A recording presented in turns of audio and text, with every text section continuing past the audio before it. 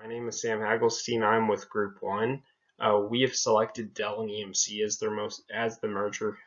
This merger occurred recently, just closed on September 6th of this year. This is one of the largest mergers in the IT world. It is now the largest IT company in the nation, and these are two very iconic companies. However, they do resemble some struggling companies due to some current events going on in the IT world.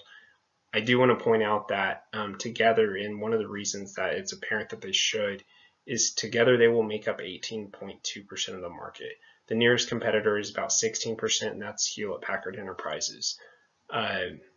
There's been some other maneuvers in the market like this with IBM and others who have shifted into the same area that provide cloud services and enterprise services efficiency like this, something that both of these companies have come to specialize in. One of the iconic things about Dell, and we do represent Dell in this merger, is that we have been a leader in the field of providing low-cost products in an efficient way, getting low-cost computers into homes, into workplaces. We do specialize in the small to mid-sized businesses. However, EMC specializes in providing enterprise level software, particularly for servers and IT infrastructures. Together, we do have a long-standing history. Yet another reason for us to combine with them. 8 to 9% of EMC's revenues depend on us, our projects. Our cultures do have kind of meshed well in sorts. They wouldn't. If that was the case, we would not have done so well with them in the past. So I think that's important to remember. In addition, customers are becoming more conscious of their cost. They want more for their product and want to pay less for it. So this is just another reason as to why we together can kind of provide an economies of scale type operation. We have separate know-how. We don't necessarily intertwine. We don't compete in the same areas. However, EMC specializes in certain fields. However, Dell can come in and provide a low-cost product and kind of combine those two strengths. Another thing is that Amazon and Google, along with several other companies, are providing cloud services, and there's other companies that are coming in and providing software services that kind of get into our territory, and they're doing it at a substantially lower cost.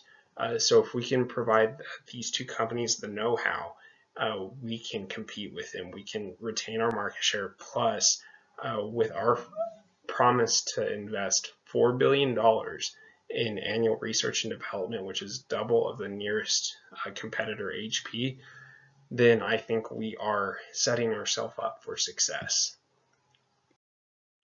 From the numbers perspective, the total net present value over the next 5 years is $12.3 million, and thereafter the terminal value is $43 billion, for a total value of $55.4 billion just from the two companies combined.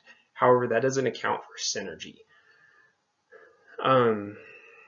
Just by the companies themselves, by Dell and EMC, they expect a 2.5% growth rate. Together, we expect to be 5.85%. We'll do this through innovation, through having greater access to each other's intellectual ability, plus EMC's assets and VMware and those virtual softwares, virtualization that Dell can capitalize on and market at a lower cost. Another thing is we'll be redeploying some of the capital that's been tied up in assets that are being underutilized, put them into other projects that are going to provide a substantially higher return of we project 15%. Reduction in labor cost from redundant positions, $220 million, that's about 3,000 FTEs. Another $100 million in overhead reductions just from the sale of assets. So added value of $6.4 billion just from the synergy. Total merger value after paying cash cost is $46.8 billion. The total cost of this merger is about $67 billion.